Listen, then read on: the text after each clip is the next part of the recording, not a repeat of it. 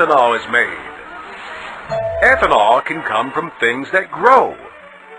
Starchy crops, sweet crops, and even plants or trees.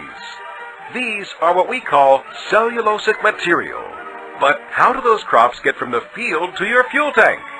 It's a process that starts by grinding the feedstock into small particles and pulverizing the starch into a fine powder. Now add water and you have a nice mash going.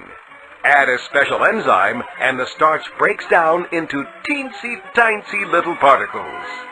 Want to see the starch liquefy and reduce bacteria? Turn the mash way down low to simmer. Now crank up the heat and the starch breaks down even more.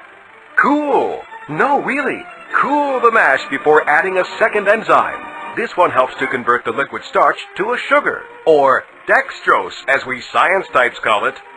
And now it's time for fermentation. Let's synchronize. For the next 48 hours, we're mixing mash and yeast. As all you chemists and magicians know, this is where the sugar, presto, changes to ethanol, and the natural carbon dioxide is separated. See this fermented mash? It contains about 10% ethanol. But which 10%?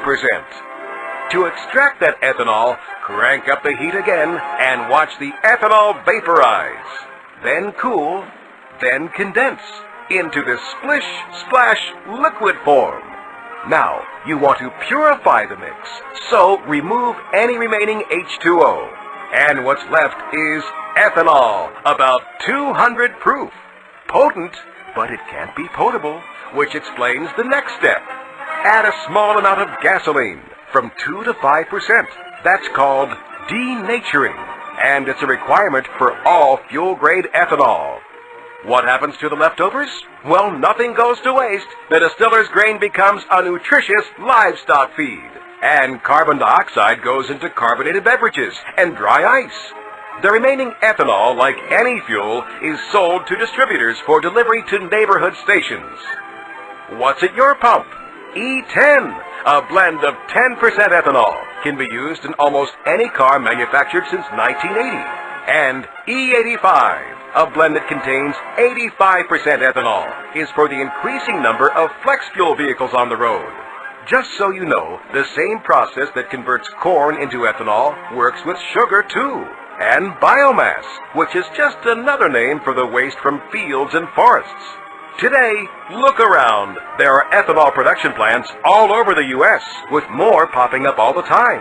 That means more ethanol-enriched gasoline available in more places. So next time your tank is on E, fill her up with a high-performance, renewable, ethanol-enriched fuel. It's good for your car, because it runs cleaner and cooler.